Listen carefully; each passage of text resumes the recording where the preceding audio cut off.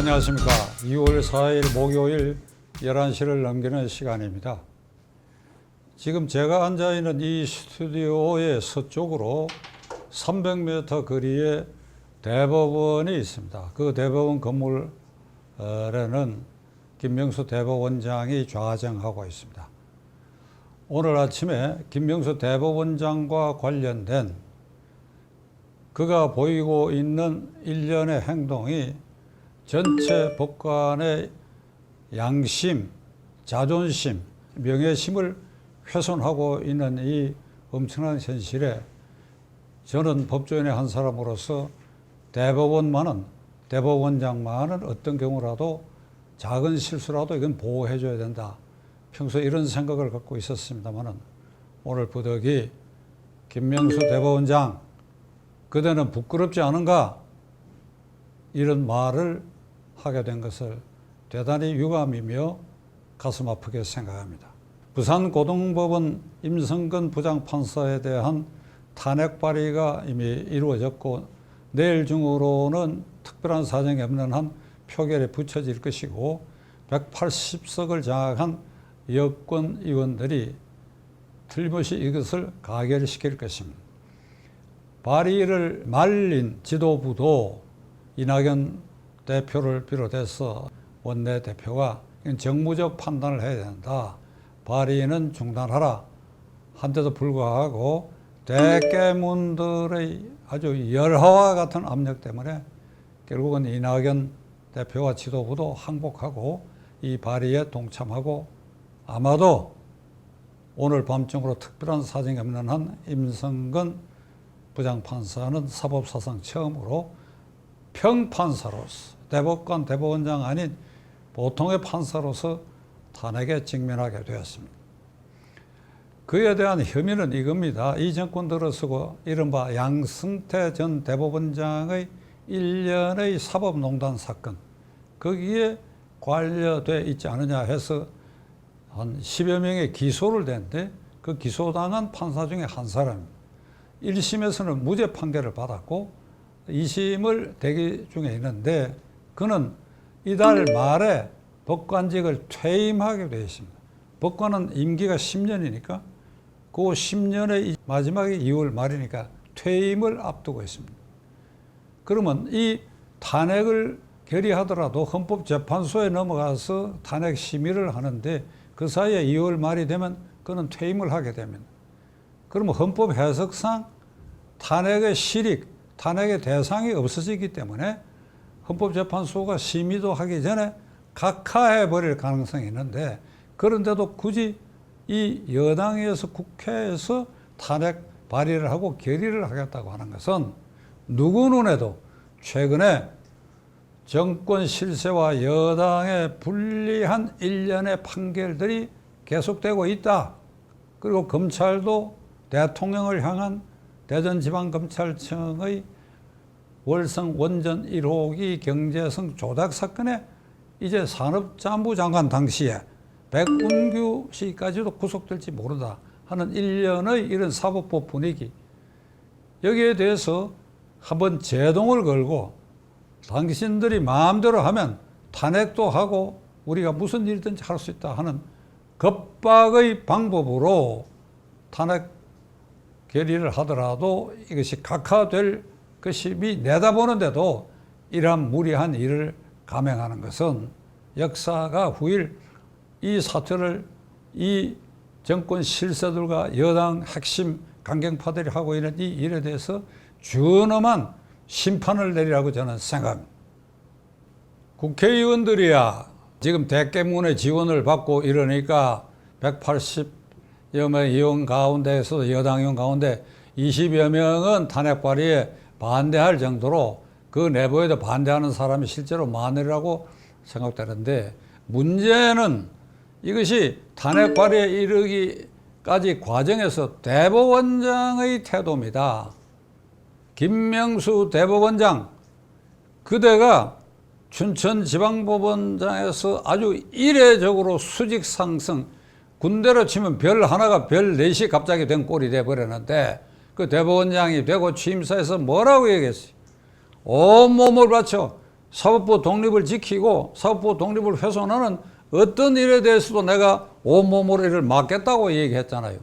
지금 이 벌어지고 있는 일이 누구 눈에도 사법부를 정치적으로 겁박하려고 하는 것이 명백하다고 한다면 대법원장이 나서서 얘기를 해야지요.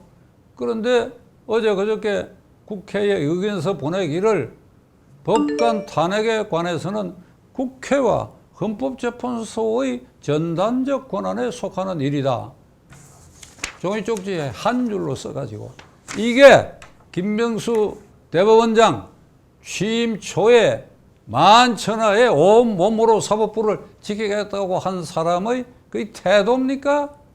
부끄럽지 않아요? 거기다가 지난 2월 달에 임성근 부장판사가 1심에서 무죄 판결이 나고 난 다음에 대법원장을 찾아가 가지고 한 2기수 정도 선업인가 봐요. 그래서 내가 건강이 나빠서 이제 그만 사표를 내야 되겠다.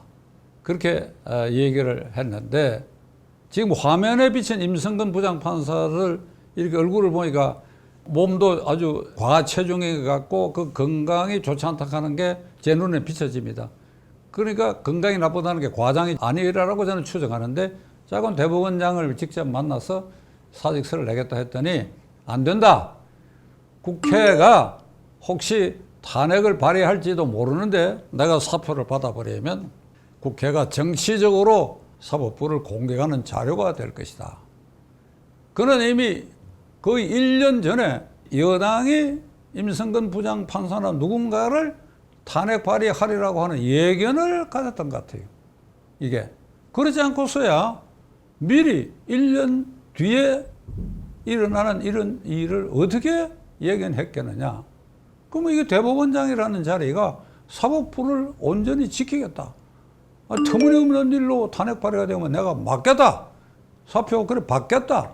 이래야 되는 거 아닙니까?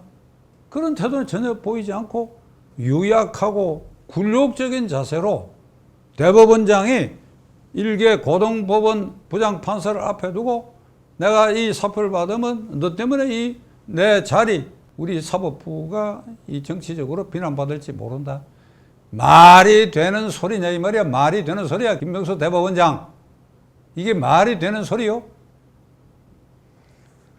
이 나라가 48년 8.15에 정부가 수립되고 난 다음에 사법부만은 자유당 정권의 횡포에도 불구하고 굳건했다. 그 굳건했다 하는 초기의 전통을 수립한 이가 가인 김병로 선생입니다.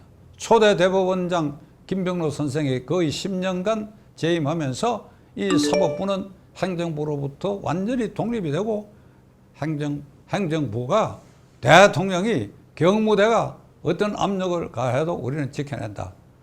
초기에 정부 쪽에 아주 불리한 일련의 판결들이 계속되자 이승만 대통령이 국회에서 공개적으로 사법부가 지나친 일을 하고 있다.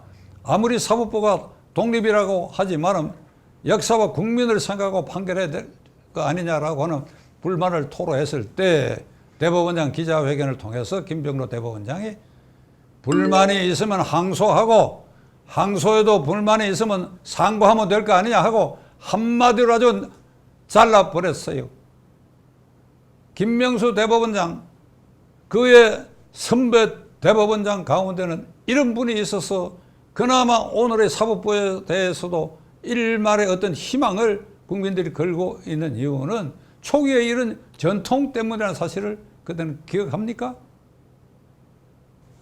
이 자리에서 제가 최근에 있었던 대법원의 구체적 판례에 대해서 말씀드리기는 아주 민망한데 이재명 경기도지사의 공직선거법 위반에 대한 판결이 5대 6으로 무죄로 판결나는데 그 무죄를 주도한 것이 대법원장 같아요. 판결문을 대법원장 읽기를 이렇게 읽었습니다. 선거가 격렬해지면 후보들끼리 공개 토론장에서는 다소 적극적이 아닌 다소 소극적인 허위 사실, 말하자면 거짓말을, 심하지 않은 거짓말은 허용되지 않느냐는 이런 이유로 해가지고 5명의 대법관은 이건 안 된다. 이건 공직선거법 위반이다. 이런데 대법원장이 중간에 서가지고 그 편에 드는 바람에 저 이재명 지사를 살려놨어요. 일이 오늘날 이와 같이 대법원장에 대한 불신이 번져지니까 제가 이 얘기를 안 할 수가 없습니다. 이것도 김명수 대법원장 당시는 정부 쪽의 눈치를 보고 기울어서 그 중심에 서서 정부 쪽 편을 든 거 아닙니까? 그리고 이 얘기는 정말 하기 민망한데 어차피 얘기가 나왔으니까 김명수 대법원장의 인격을 판단하는 한 자료로 그가 임명을 받고 대법원장 공간에 입주하기 위해서 공간 건물 내부를 리모델링을 했는데 그 마당에 특별한 비용을 들여서 그의 손자가 뛰어놀 어린이 놀이터를 특별한 예산을 들여서 만들었다. 그까지 또 좋아요. 자신이 입주하면서 아들과 며느리, 그 손자, 그 가족이 동시에 입주했다는 거예요. 공간이라고 하는 것은 대법원장 공간은 대법원장 서초동에 있는 집무실의 연장선상에 있기 때문에 거기에 미성년자의 자녀가 있으면 부득이 같이 들어가야 되겠지만은 미성년자 자녀가 없다면 부부만 들어가야 되는 것입니다. 그리고 그 공간은 공적 공간이고 거기에서 지출되는 비용은 예산으로 비용되는데 직업이 있는 아들과 며느리 그리고 그 손자가 같은 날 들어가서 그 공간 안에서 먹고 자고 한 그 비용까지도 전부 국가가 지출하게 됐다.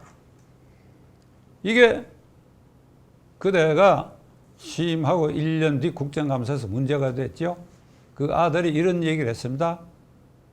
아버지를 가까이 모시는 게 자식의 도리가 아니냐. 자식을 어떻게 교육시키면 그런 말을 할 수 있도록 하냐. 그 아들도 법조인이라 그래요. 이것이 작아 보이지만은 오늘날 이 사태가 김명수 대법원장이 사법권의 독립을 지키기 위해서 온몸을 던져서 맡겼다고 한 그 말이 결국 헌일 가능성이 있다라고 하는 그 인격을 엿보는 것 한 가닥이 취임 초에 국가 예산을 마음대로 낭비적으로 다른 사람도 아닌 대법원장이 가인 김병로 대법원장 같았으면 그런 짓을 했겠습니까? 절대 하지 않았을 것입니다. 김명수 대법원장, 임성근 부장판사가 얼마나 격노했으면 어저께 국민의 알 권리와 공익을 위해서 내가 사표를 내겠다고 한 적 대법원장이 말하기를 국회가 탄핵할지도 모르니까 사표를 받을 수 없다. 이걸 공개를 했습니다. 그게 사실이라면 부끄러운 일이고 그렇다면 물러설 수 있어야지요. 대법원장 자리에서 물러설 수 있어야지요. 지켜보겠습니다.